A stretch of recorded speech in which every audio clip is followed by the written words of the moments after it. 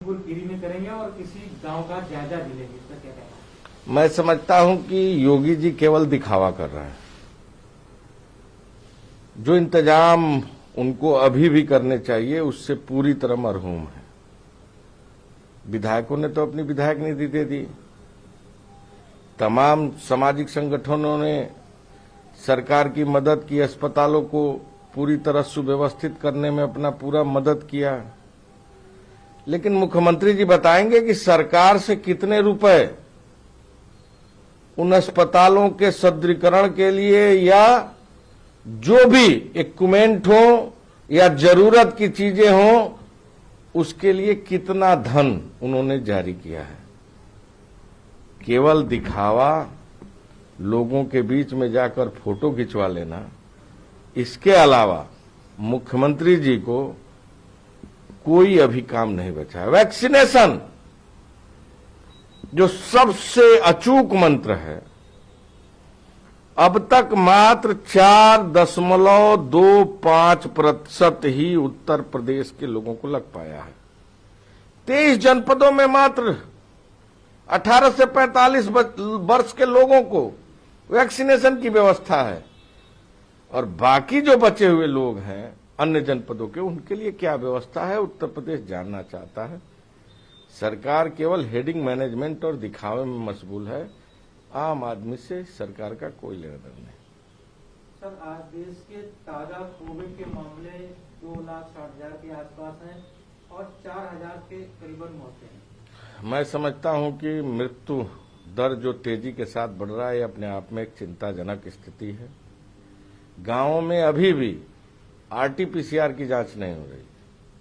जो तात्कालिक जांच है, बस उसी जांच को करके रैंडमली जांच करके यह अनुमान लगाया जा रहा है कि कोविड है कि नहीं है।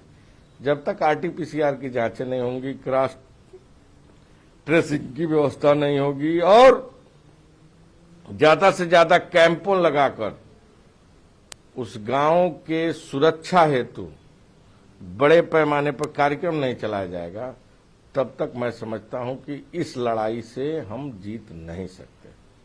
सर, कल डीएम से वर्चुअल मीटिंग थी प्रधानमंत्री जी, उन्होंने डीएम सभी डीएमओ से कहा कि कोविड तब तक हमारे लिए चुनौती बना है जब तक वो छोटे पैमाने पर भी मौजूद है, हमें उसको एकदम खत्म करना है।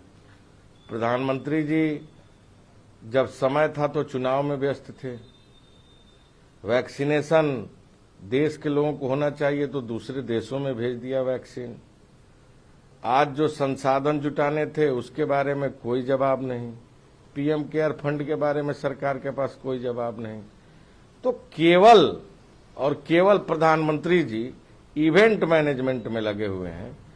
देश के लिए जो कार्य करने चाहिए, मैं समझता हूं कि इनका चेहरा देश की जनता के सामने खुल चुका है, बेनकाब हो चुके हैं प्रधानमंत्री जी से जो भेंट ममता बनर्जी की हुई थी कोविड की मुलाकात को लेकर, उसके बाद उन्होंने कहा कि मैं अपमानित महसूस कर रही हूं और हमें बोलने ही नहीं दिया गया। मैं समझता हूं कि जिलाधिकारी किसी भी प्रदेश के लिए, जनपद के लिए सर्वोच्च नहीं हो सकता। जनता के चुने हुए प्रतिनिधि भी हैं और एक जनता की चुनी हुई सरकार है, और कोई भी प्रधानमंत्री जी को मैं समझता हूं, ये मैं तो एक सलाह दे सकता हूं, बाकी प्रधानमंत्री जी सबसे बड़े इस देश के पद पर बैठे हुए हैं, कि उनको चर्चा करनी चाहिए, वार्ता करनी चाहिए तो वहां के स्थानीय मंत्रियों से, वहां के मुख्यमंत्री से और जनप्रतिनिधियों से। अधिकारी तो केवल आंकड़े बताने में मशगूल रहता है, और जो स्थलीय और स्थानीय निरीक्षण जनप्रतिनिधि करता है, क्योंकि जनता के विश्वास के लिए जनप्रतिनिधि का चुनाव होता है। तो जो ममता बनर्जी जी का कथन है, निश्चित तौर से अधिकारियों को बजाय प्रधानमंत्री जी को, मुख्यमंत्री जी और वहां के मंत्रिमंडल और विधायकों से बात करना चाहिए था। सिंधु बॉर्डर पे कोविड फैला हुआ है, कोविड से 2 किसानों की मौत हुई है, तो भारतीय किसान यूनियन ने कहा है कि फिलहाल यह आंदोलन टाल देना चाहिए। चूंकि आंदोलन करने वाले लोग वहां पर बैठे हुए हैं, चाहे वो सिंधु बॉर्डर पर हो, गाजीपुर बॉर्डर पर हो, वो लोग आपस में चर्चा कर रहे होंगे और वो जो निर्णय लेंगे वो अपने आप में उनके लिए अच्छा ही होगा।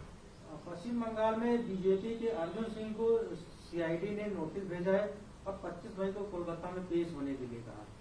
देखिए, ये तो चुनाव खत्म हुआ है, सरकार हारी है, तो खिसियाइल बिल्ली खंबा नोचे, वही हालत और आलम है इस सरकार का, भारतीय जनता पार्टी का।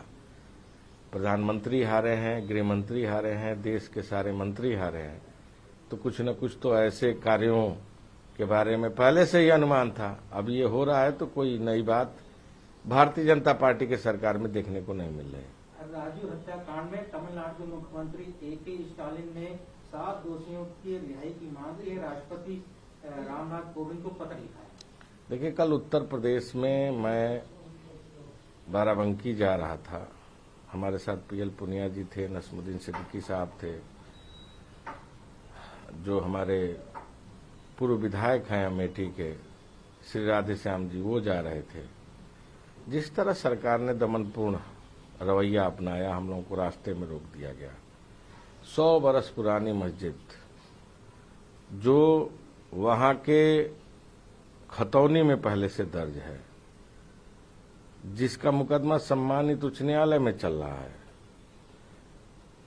उच्च न्यायालय ने कहा कि जिलाधिकारी इसका पूरा जांच ब्यौरा देखें, इसको सुने, उसके बाद कोई निर्णय लें। बिना दीवानी न्यायालय के कोई भवन नहीं तोड़ा जा सकता, और वहां के एसडीएम ने अवैध तरीके से लोगों के भवन को तोड़वाकर उनके आस्था और विश्वास के साथ खिलवाड़ करने का काम किया है।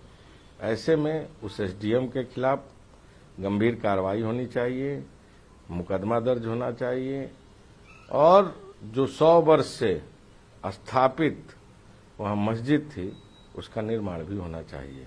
सिटिंग हाई कोर्ट के जज से पूरे घटना की जांच होनी चाहिए। केंद्र ने राज्यों को आदेशित किया है और सलाह दी है कि ब्लैक फंगस महामारी रोग अधिनियम 1897 के तहत जो म्यूकोरमिकोसिस को संचारी रोग के रूप में ले।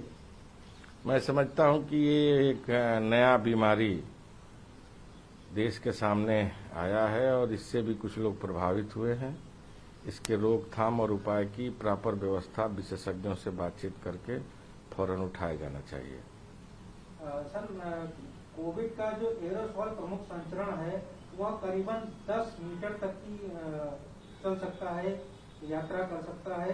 सरकार ने ये नए दिशा निर्देश जारी किए, मतलब 10 मीटर, अगर संक्रमित आदमी से वो 10 मीटर तक के उसके जो सिम्टम्स हैं वो जीवित रह सकते हैं और हवा नहीं सकते। मैं समझता हूं कि ये अपने आप में एक चिंताजनक स्थिति है और विशेषज्ञ ही इसके बारे में बता पाएंगे कि इसके सुरक्षा के क्या उपाय हैं।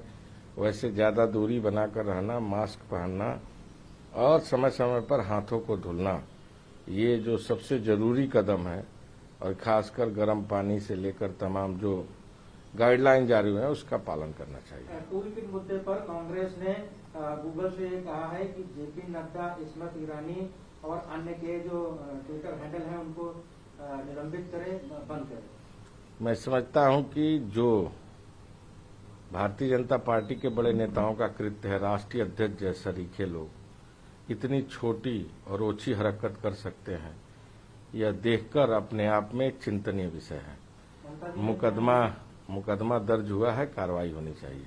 ममता जी ने पीएम मोदी को पत्र लिखा है और वैक्सीन 20 लाख वैक्सीन की मांग की है। उन्होंने अपने प्रदेश के सुरक्षा के लिए, वहां के आम नागरिकों के लिए मांग की है। मैं समझता हूं कि प्रधानमंत्री जी को विचार करके तत्काल उसे उपलब्ध कराना जाना चाहिए। पिनाराई विजयन ने दूसरी बार ली केरल के सीएम पद की शपथ 20 मंत्रियों के साथ। उनको बधाई, शुभकामना।